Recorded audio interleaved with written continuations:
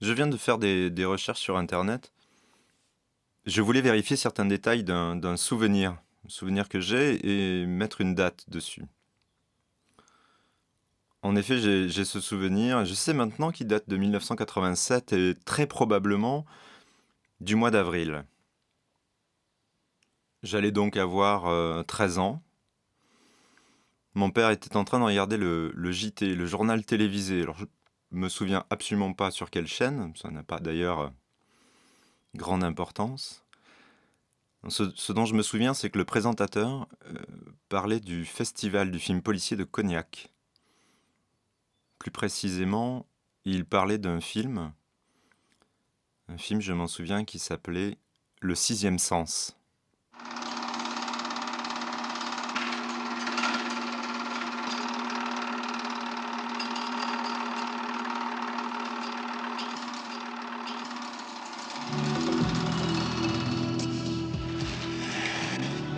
You're a sweet, thoughtful man, Dee.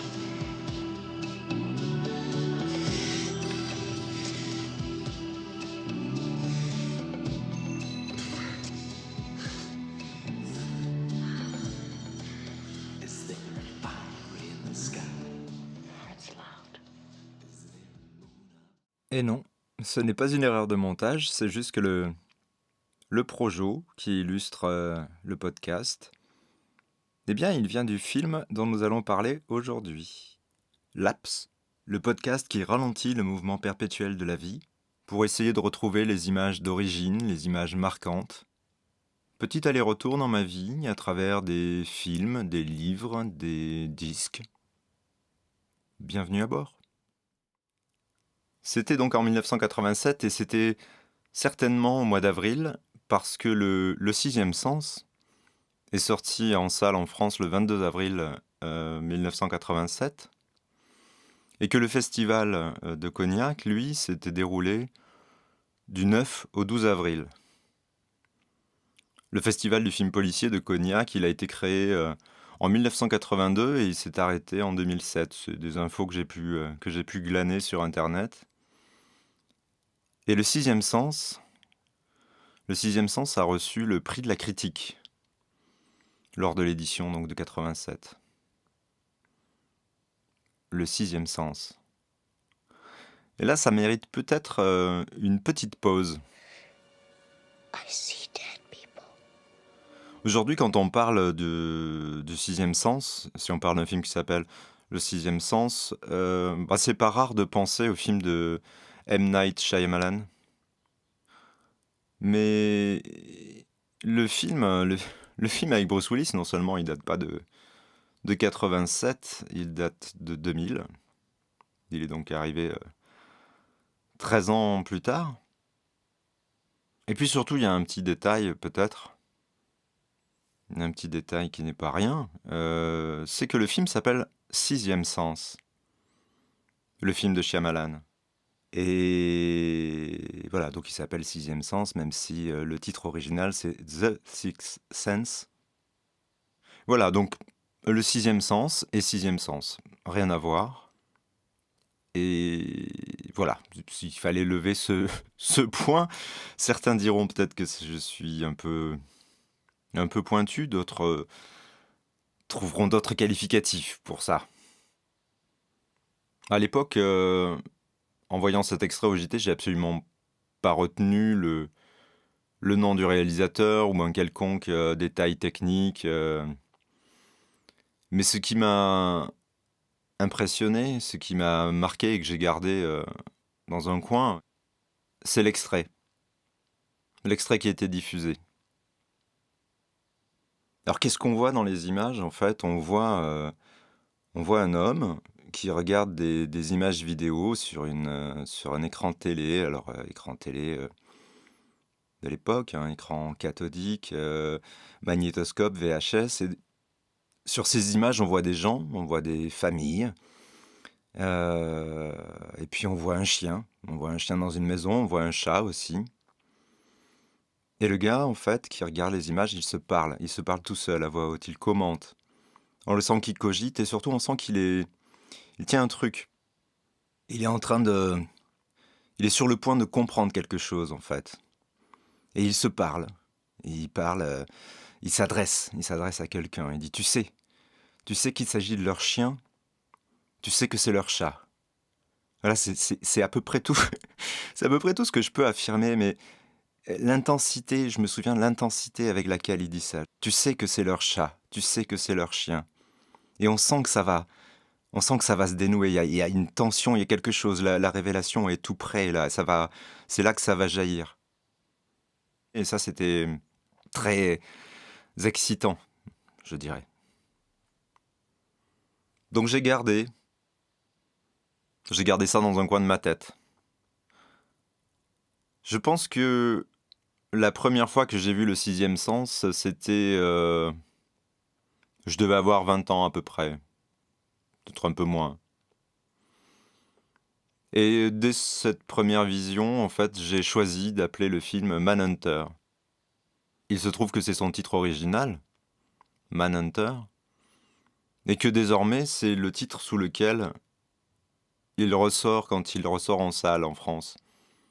Et la plupart des gens s'y réfèrent comme étant Manhunter. Ça permet peut-être d'éviter tout simplement l'amalgame avec le film de Shyamalan et avec Bruce Willis.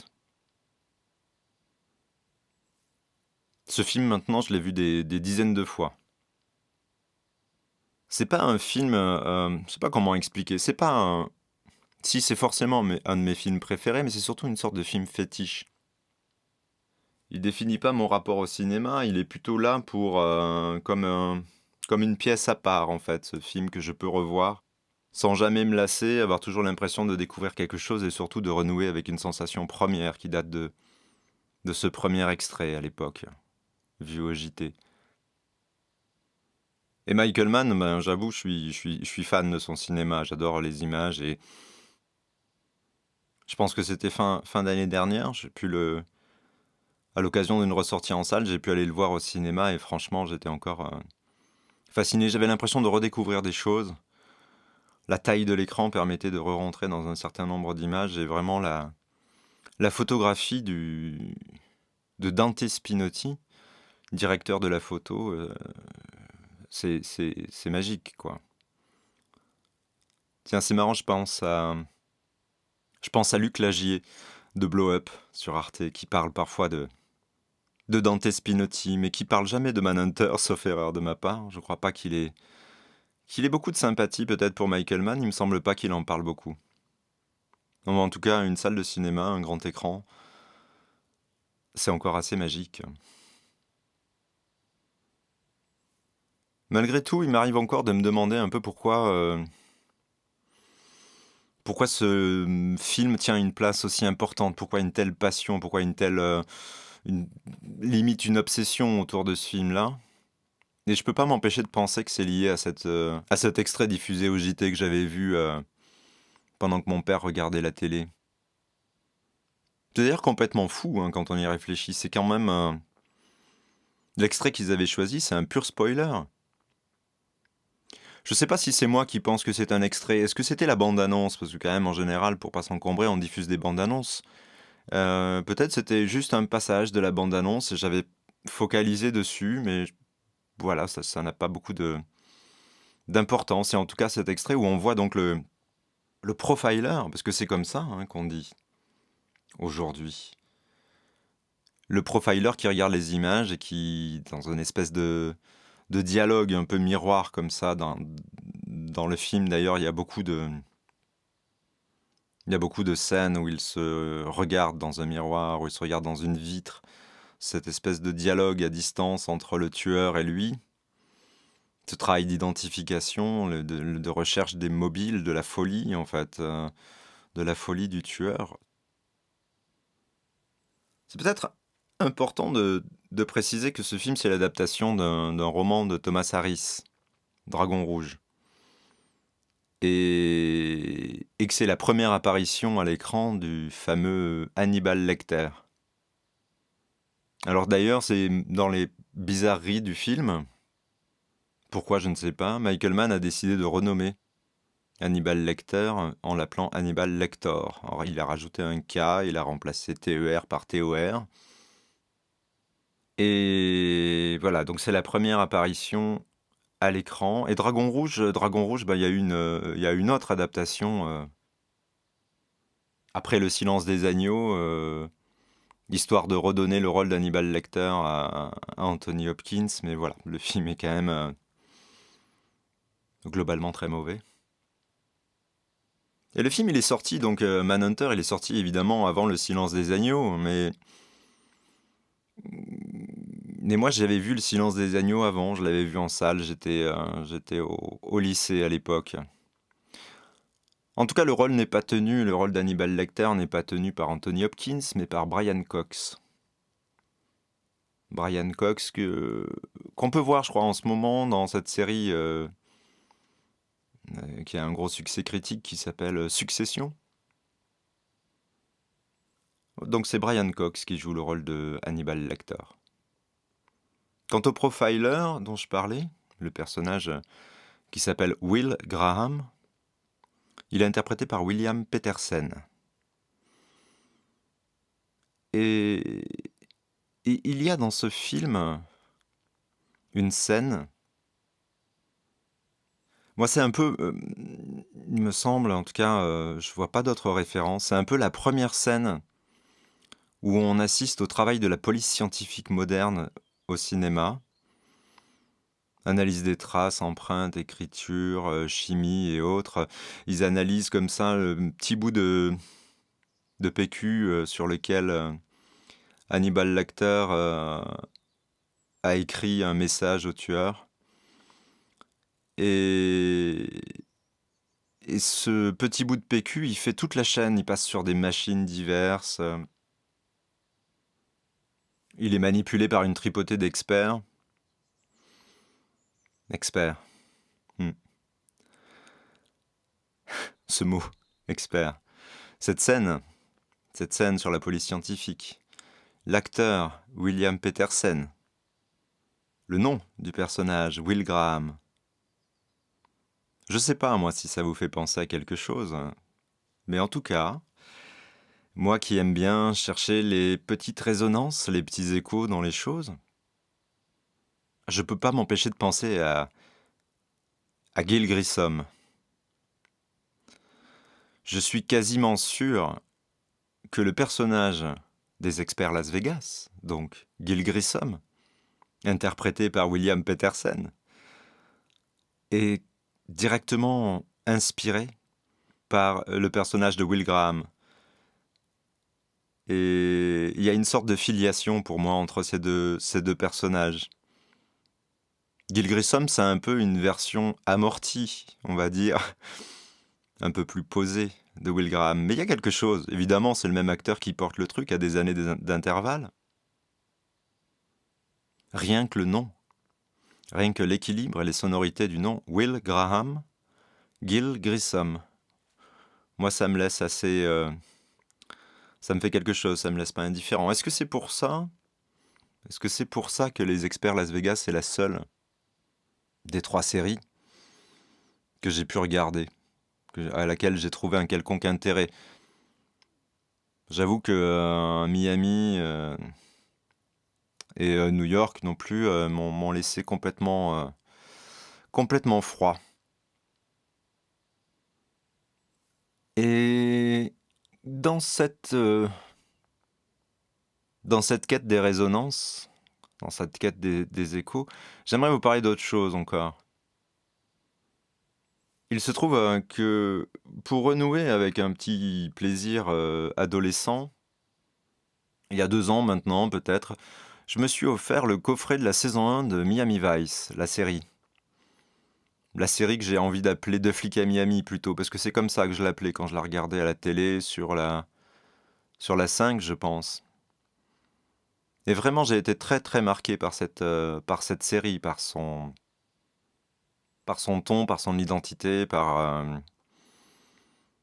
et j'ai très longtemps cru que Deux flics à Miami, c'était produit ou créé par Michael Mann. On me dirait aujourd'hui le showrunner.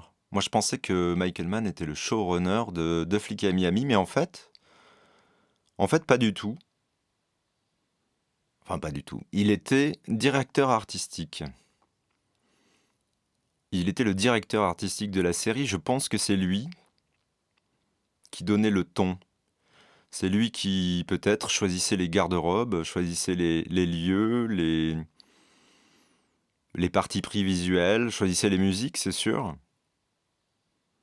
Je pense que c'est lui qui pilotait tout ça et qui a imprimé une patte extrêmement forte. En regardant la saison, on voit des images, par exemple, de hors-bord traverser l'écran, filmé d'en haut, cette espèce de ligne pure comme ça. Il y a toujours ce travail des lignes chez Michael Mann. Il y a quelque chose, on retrouve plein de choses de son cinéma. Et il se trouve que cette première saison de Flics à Miami, elle correspond complètement à l'époque du tournage de Manhunter. Ah, il y a des petits plaisirs comme ça à retrouver dans les épisodes de cette série, notamment Denise Farina avec sa tête quand même assez improbable, qui joue dans la série, dans un épisode ou deux, le rôle d'une sorte de baron de la drogue, et qui est dans Manhunter un des agents du FBI, euh, ami de Will Graham. Et surtout, il y a dans cette saison-là un épisode où un contrat est passé sur la tête de Sonic Rocket. Donc il est menacé, il est traqué par des tueurs, et il se retrouve contraint de mettre sa femme et son fils à l'abri, et de les mettre sous protection policière. Et donc il y a cette scène où sa femme et son fils sont évacués, et surveillés dans une maison isolée sur une plage. Et il y a une scène où le personnage donc, de Sonic Rocket parle à son fils avant de repartir poursuivre son enquête, faire son boulot. Et il se trouve que dans Manhunter, il y a aussi une scène où Will Graham doit mettre sa famille à l'abri, sa femme, son fils, même tête blonde. Et la scène de dialogue avec le fils est quasiment... Alors c'est pas un copier-coller du tout, il y a des vraies nuances, mais c'est une même scène, une même histoire racontée un peu de deux façons différentes, mais il y a une connexion incroyable entre ces deux scènes. En tout cas, ça résonne, c'est plein d'échos, quoi. Et c'est à ce jeu que j'ai envie de jouer quand je parle de Manhunter, et je pense que c'est pour ça qu'il est très important pour moi, c'est qu'il résonne avec plein de choses, quoi. Il résonne avec cet épisode de Miami Vice, avec la série entière d'une certaine façon. Il résonne avec cet épisode initial de cet extrait diffusé au JT. Et puis enfin peut-être un dernier écho, une dernière résonance, lorsque Chris Hemsworth, dans le film Hacker, que je vais préférer appeler Black Hat, film de Michael Mann, donc sorti en 2015, va, si j'ose dire, reprendre ce dialogue. Il va reprendre le dialogue que William Petersen, avait noué avec le tueur dans Manhunter. Reprendre ce dialogue qu'il oppose dans Black Hat à un cyberterroriste. Et lorsque donc dans les plaines de Malaisie, il va comprendre le projet du cyberterroriste, et il va s'adresser à lui et reprendre quasi mot pour mot, en tout cas une des répliques de William Petersen. Reprendre ce dialogue, c'est un moment assez clé du film, un moment de révélation, et on voit là encore Michael Mann, si j'ose dire, se souvenir de ce qu'il a produit jusqu'ici et renouer avec ce dialogue. Et Chris Hemsworth va reprendre donc cette phrase, ou à peu près, de William Petersen dans Manhunter. You took off your gloves to touch her, didn't you? Didn't you, you son of a bitch? You touched her with your bare hands, and then you put your gloves back on.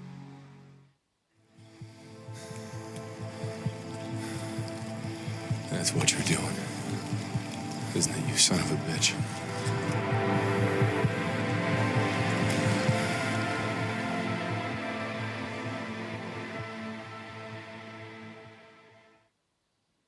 Et je pense que ça peut être je pense que ça peut être une assez bonne conclusion ici. En finir avec les échos et les résonances, avec ce film Black Hat qui a été un bide retentissant d'un point de vue critique, qui a eu absolument aucun succès public, assez mal aimé, totalement injustifié d'ailleurs, puisque j'en ai un très bon souvenir lorsque je l'ai vu en salle. Une série B, mais une grande série B, quoi, voilà. Beau film de Michael Mann. Et cette résonance, et ce dialogue miroir. Voilà. C'est un peu polar, ouais, je sais, c'est un peu maniaque, mais je fais pas forcément exprès, en fait. Manhunter, c'est un film qui...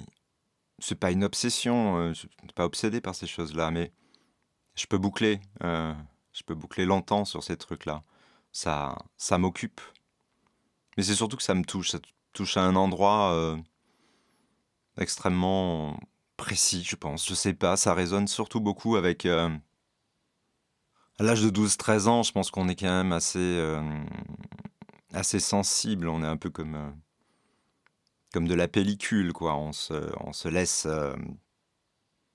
imprimer, on se laisse marquer. Et je pense que en ayant découvert ces premières images au JT, je voulais voir ce film. Je voulais le voir, c'est sûr. C'est-à-dire, c'était... Et ça a pris du temps. Il n'empêche que ça a pris du temps, mais je voulais voir ce film. Et je l'ai vu. Et je le vois encore régulièrement. Je le vois en DVD, je suis allé le revoir au cinéma. Et voilà que je réalise, alors que j'ai enregistré l'intégralité de l'épisode, que je n'ai même pas parlé de Tom Noonan, qui dans Manhunter interprète le tueur, Francis Doloride. Et voilà, et à quel point il est impressionnant, et surtout cette voix tellement douce, tellement douce. J'ai eu plaisir à regarder là ces derniers jours avec mon fils et ma compagne. On a regardé Le Musée des Merveilles, qui est un film de Todd Haynes dont je n'avais pas du tout entendu parler, et que j'ai découvert en essayant de chercher un peu les autres, en fouillant un peu dans la filmographie de Tom Noonan. Et voilà, et une fois de plus, quand il apparaît à l'écran, il est saisissant par sa taille de géant, et puis tellement, tellement touchant, avec cette voix qui dégage un truc tellement délicat, en fait. C'est une des très très belles trouvailles de Manhunter, certainement. Et son personnage et les scènes avec lui à l'écran sont absolument incroyables. Voilà, c'est tout. C'était une petite parenthèse. Voilà. Et ben, écoutez, en attendant la prochaine, le monde continue de tourner, je crois, et ben continuez à faire ce que vous faites de très belle façon, au demeurant. Et puis je vous dis à bientôt. Ciao.